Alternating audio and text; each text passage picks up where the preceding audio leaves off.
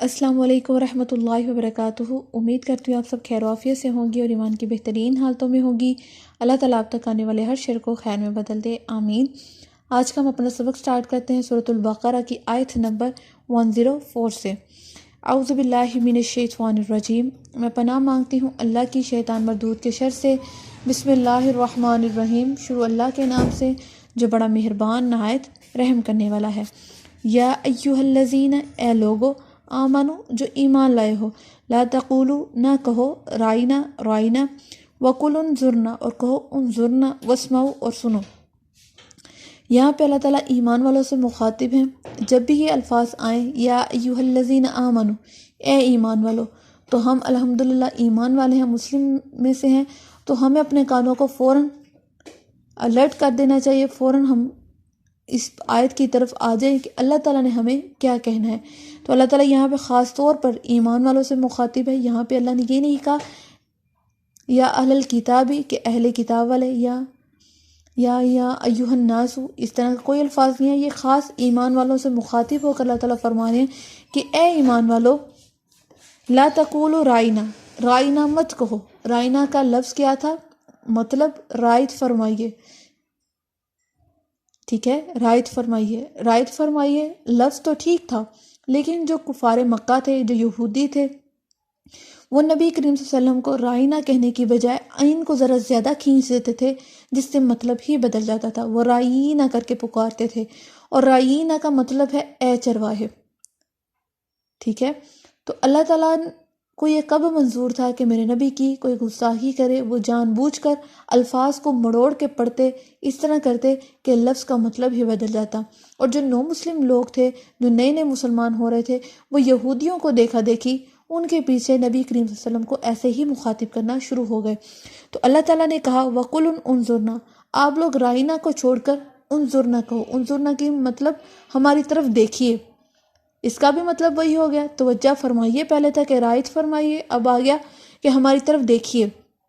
تو اللہ تعالیٰ فرماتے ہیں کہ تم نے رائنا کا لفظ چھوڑ دینا ہے، وَقُلْ انظرنا، اور کہنا ہے انظرنا، ہماری طرف دیکھیے، واسمعوا، اور سنو اپنے رب کی بات جو تمہیں کہی جا رہی ہے، جس بات کا تمہیں حکم دیا جا رہا ہے اس پر عمل کرنے کی طرف آؤ۔ یا ایھا الذین آمنو کا لفظ جہاں پر بھی آئے اس کا مطلب یہ ہوتا ہے کہ اس میں اللہ تعالیٰ ہمیں کسی کام سے رکنے کی تلقین کر رہے ہوں گے یا کسی کام کو کرنے کا حکم دے رہے ہوں گے، تو ہمیں فوراً اس بات پر آ جانا چاہیے کہ اللہ ہم سے خاص طور پر مخاطب ہیں۔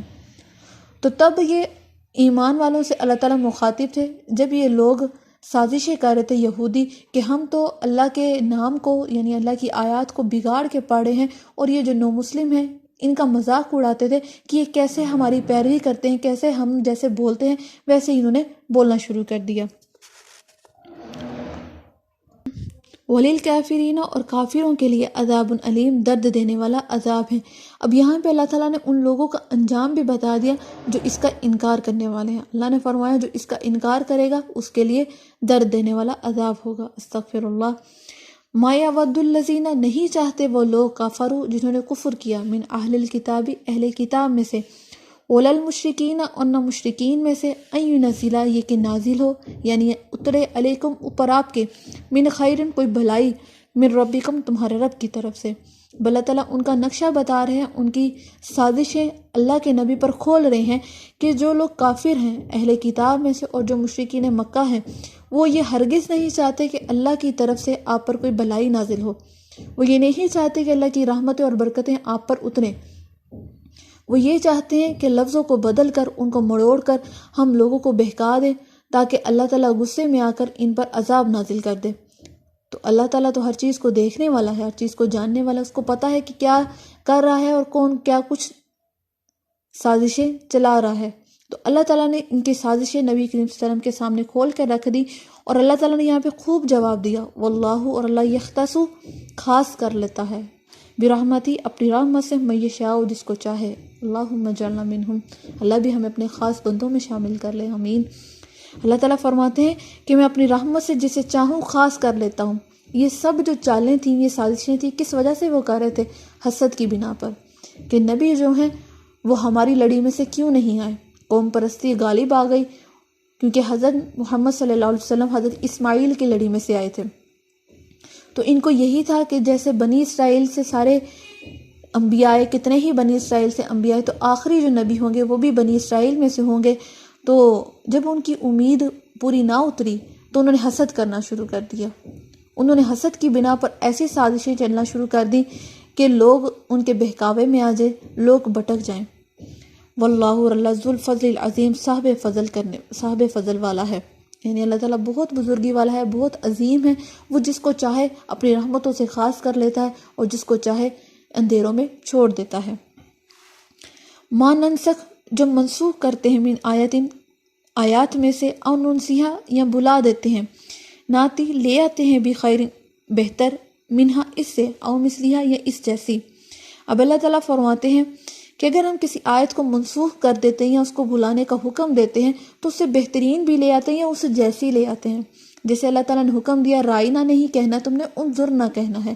رائنا کا لفظ اللہ نے منسوخ کر دیا، یا پیچھے جو بھی کوئی آیات ایسی تھی جو اللہ تعالیٰ نے منسوخ کی تھی، تو بعد میں اللہ تعالیٰ نے ان سے بہترین حکم عطا کر دیے قرآن پاک میں ہی کہ تم ان پر عمل کرو۔ تو اللہ تعالیٰ فرماتے ہیں کہ ہم جب کسی آیت کو منسوخ کرتے ہیں یا اس کو بلا دیتے ہیں تو اس کی جگہ ہم بہترین کو بھی لے آتے ہیں۔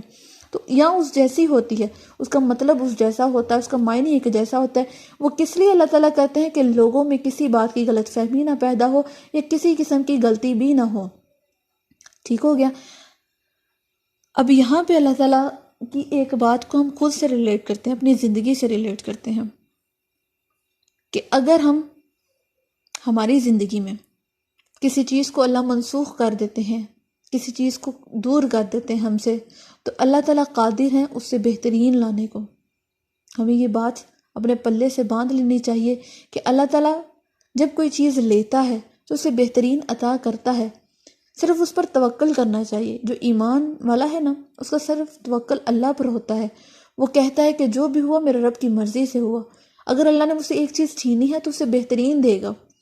اور ایسا بالکل بھی نہیں ہوتا کہ جب آپ سے اللہ تعالیٰ کوئی چیز لے رہے ہوتے ہیں تو آپ کو تنہا یا اکیلا چھوڑ دے، ایسا بالکل بھی نہیں ہے۔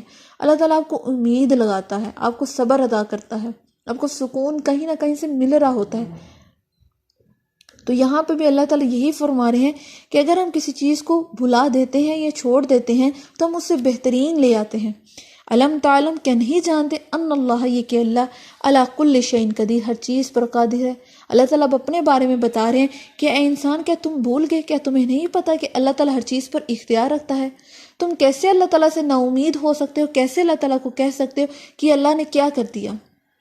اللہ تعالیٰ تو وہ ذات ہے جو ہر چیز پر قادر ہے، جو قدرت رکھتا ہے۔ ہم ہر کام میں بے بس ہیں، ہر کام میں ہم بے بس ہیں، ہمارے پاس کوئی اختیار ہی نہیں ہے۔ تمام اختیارات کس کے پاس ہیں؟ کون سی ذات ہے؟ وہ صرف اللہ کی ہی ذات ہے، جو اللہ تعالیٰ میں بتا رہے ہیں۔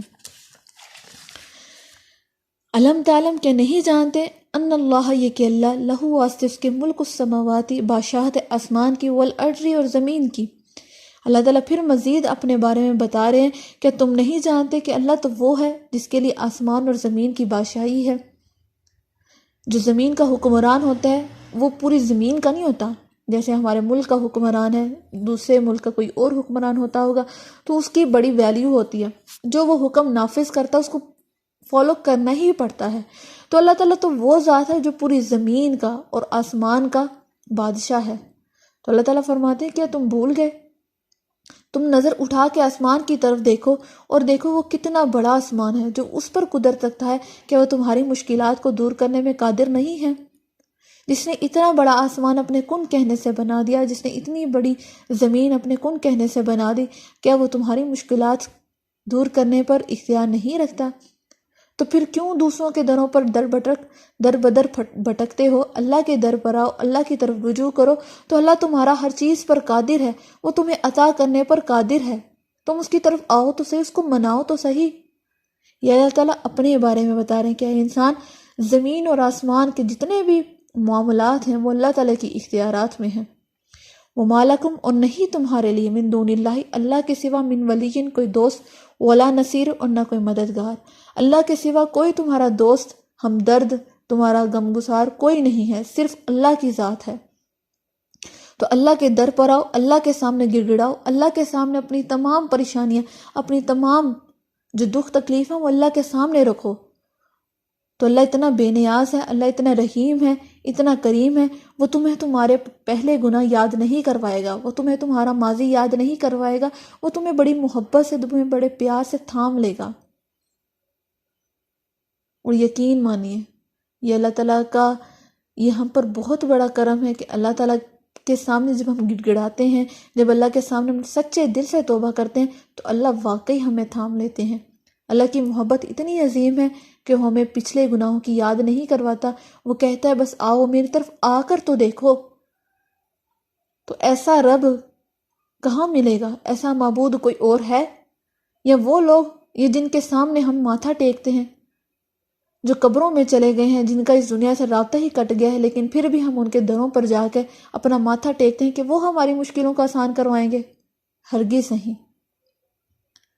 اللہ کے سوا کوئی بھی مشکل کشا نہیں ہے، اللہ کے سوا کوئی بھی ایسی ذات نہیں ہے جو اختیارات پر قادر ہو۔ یہ میرا صرف رب ہے، یہ آپ کا اللہ ہے جو تمام اختیارات کا مالک ہے۔ تو اس کے سامنے جھکیں، اس کے سامنے اپنی خواہشات کو، اس کے سامنے اپنی ہر ضروریات کو رکھیں تو وہ انشاءاللہ ضرور پوری کرے گا۔ ام تریدون، کیا تم ارادہ رکھتے ہو، ان تسالو، یہ کہ سوال کرو، رسولکم، اپنے رسول سے، کما سئیلا، جیسے سوال کیا موسیٰ علیہ السلام سے، من قبل، اس سے پہلے۔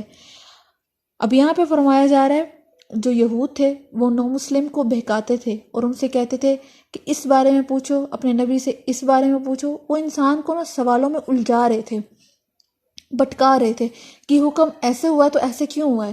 جیسے یہ آیت پیچھے منسوخ ہوئی تو ان سے بار بار کہا جا رہا تھا کہ یہ آیت کیوں منسوخ ہوئی، سوالات آتے جا رہے تھے، کرتے جا رہے تھے، تو اللہ تعالیٰ نے آیت نازل کر دی، ام تریدون ان تسالوا رسولکم، کیا تم ارادہ رکھتے ہو اپنے رسول سے ایسے سوال کرنے کا جیسے بنی اسرائیل کی قوم نے حضرت موسیٰ علیہ السلام سے کیے تھے۔ ہم نے پیچھے گائے کے ذبح کا واقعہ پڑھا ہے نا، تو اس میں کیا تھا، اللہ تعالیٰ نے حکم دیا تھا کہ ایک گائے لو، اس کو ذبح کر دو۔ اگر وہ اللہ کے فرما بردار ہوتے، اگر وہ گائے کو ذبح کرنے والے ہوتے تو وہ ایک گائے لیتے اور اس کو ذبح کر دیتے، لیکن انہوں نے کیا کیا، سوالات کرنے شروع کر دیے۔ سوالات سے کیا ہوا، ان کے لیے خود کی مشکلات پیدا ہوئیں۔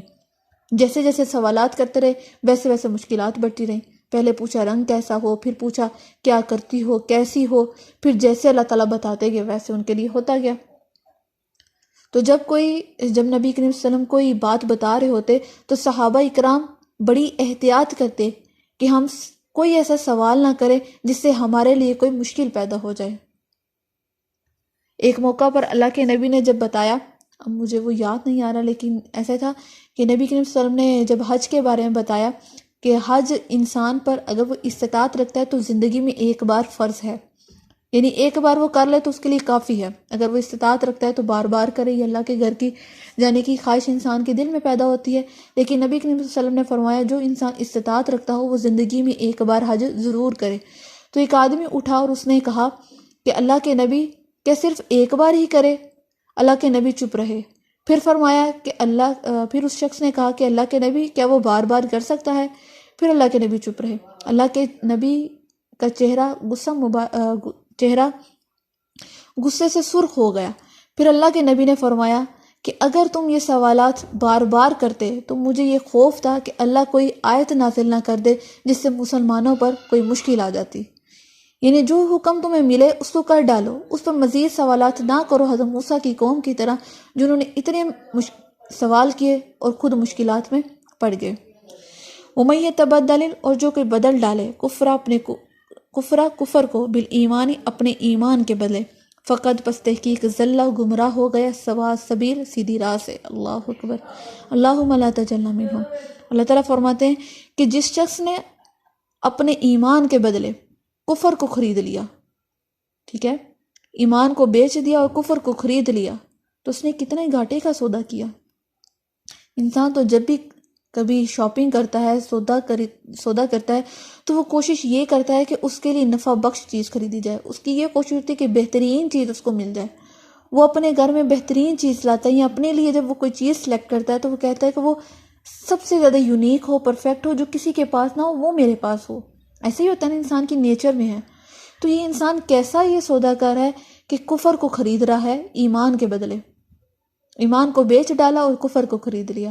تو اللہ تعالیٰ فرماتا ہے ایسا شخص جو ہے وہ سیدھی راہ سے گمراہ ہو گیا، وہ بھٹک گیا۔ اس کو سیدھی راہ ملی تھی، قرآن اس کے پاس سامنے آیا تھا، نبی اس کے سامنے آئے تھے، اللہ کا حکم اس کے سامنے اتر چکا تھا، حق اور باطل اس کے سامنے واضح ہو چکا تھا، لیکن پھر بھی جب اس نے منہ موڑ لیا تو وہ پھر انجام اپنا دیکھ لے۔ ودّا اور چاہتے ہیں، کثیر بہت، من اہل الکتابی اہل کتاب میں سے، لو کاش،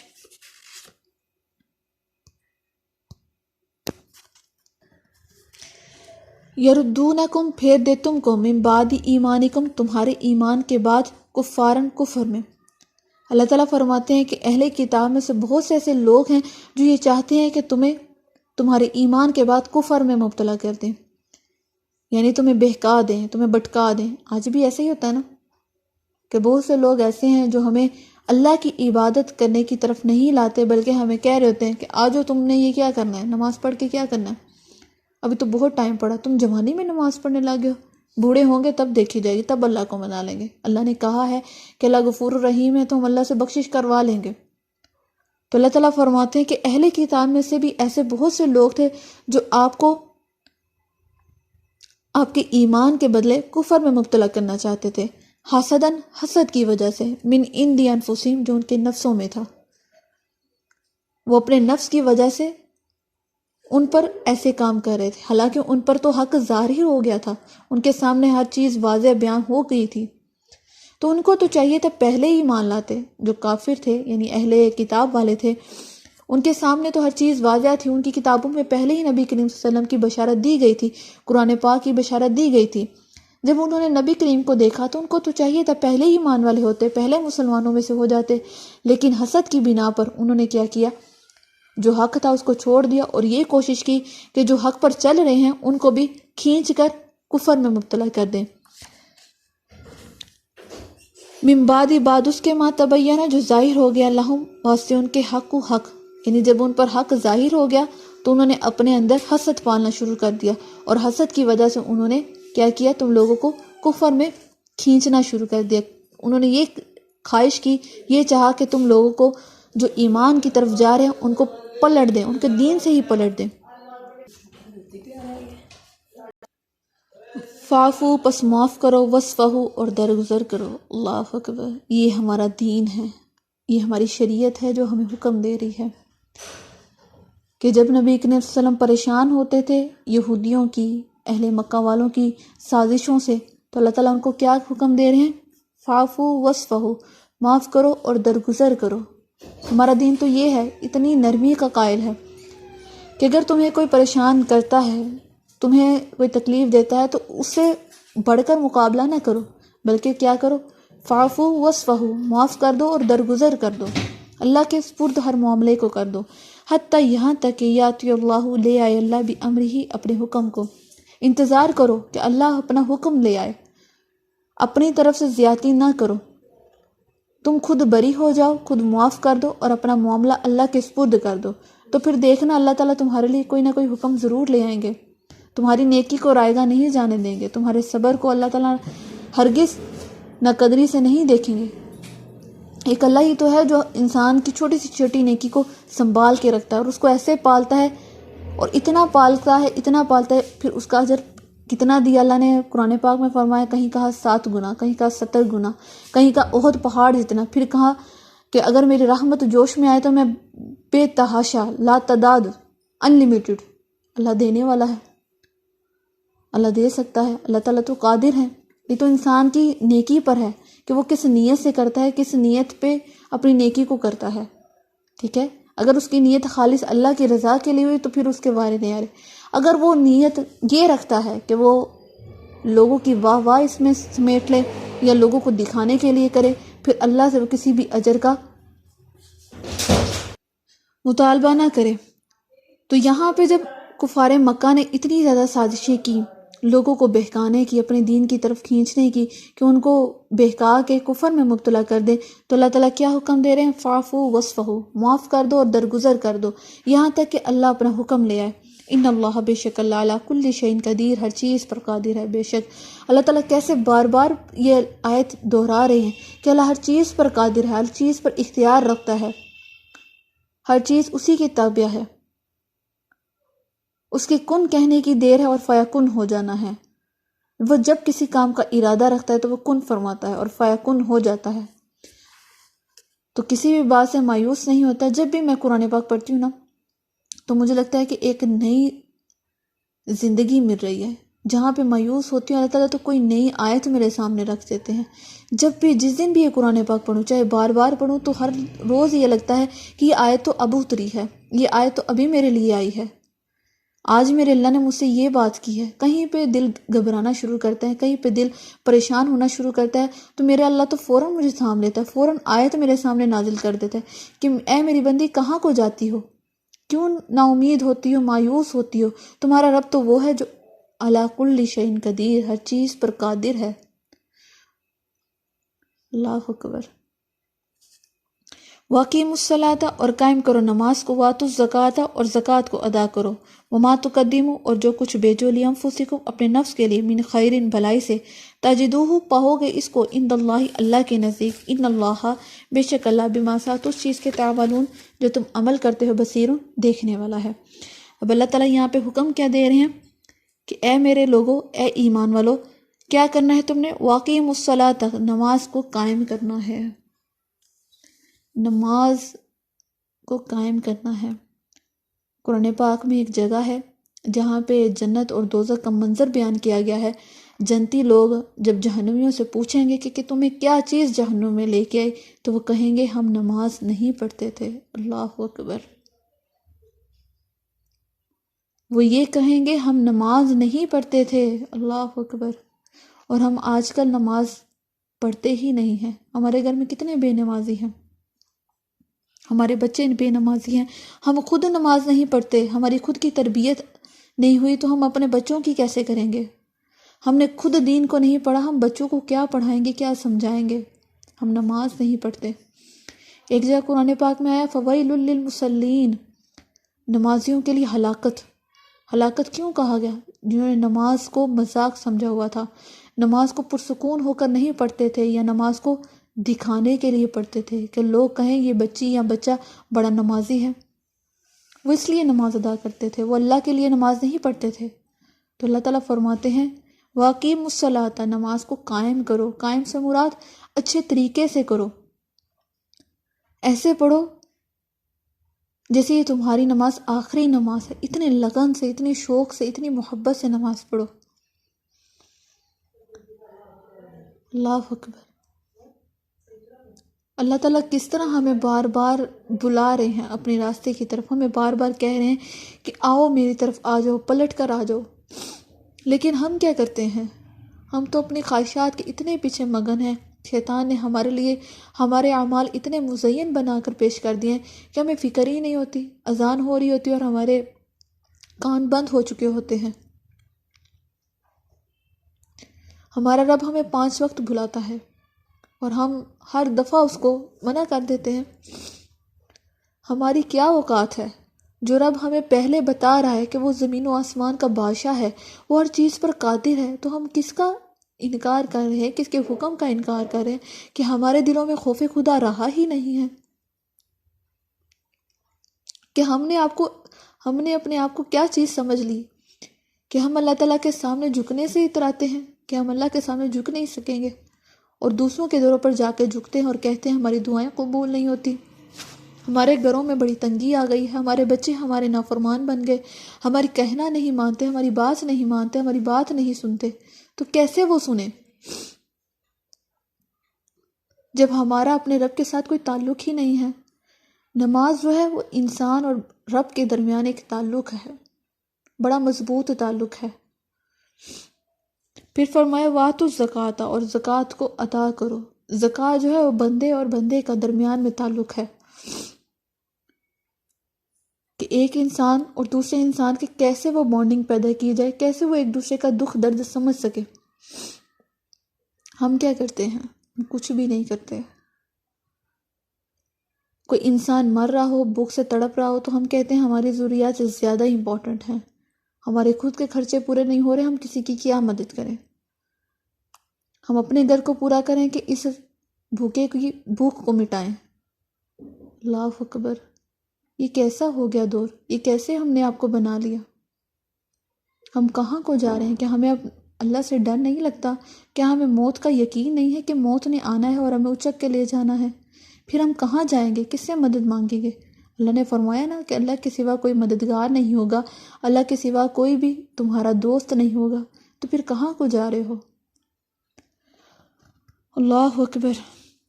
وما تقدموا لانفسکم من خیر تجدوہ عند اللہ، اللہ تعالیٰ فرماتے ہیں کہ اگر تم کوئی نیکی یا بلائی آگے بیچتے ہو تو ضرور اللہ کے پاس پاؤ گے۔ ایسا نہیں ہے کہ اللہ تعالیٰ اس کو ضائع کر دیں گے، تمہاری کسی بھی نیکی کو، کسی بھی اجر کو اللہ ضائع نہیں کریں گے۔ کتنی یہ خوشی کی بات ہے کہ جب انسان ایک نیکی چھپ کر کرتا ہے اور اس کے بارے میں کسی کو نہیں پتا، صرف اس کو یا اس کے رب کو پتا ہے، تو وہ کتنی خوشی والی بات ہوگی کہ میرا رب مجھے دیکھ رہا ہے۔ اس خوشی میں، اس نیکی میں صرف میرا رب شامل ہے اور کوئی تیسرا بندہ شامل نہیں۔ تو اللہ تعالیٰ بھی اس نیکی کو بڑا سنبھال کے رکھتا ہے، اور اس کا اجر ہمیں پتہ نہیں کتنا اللہ تعالیٰ دیں گے۔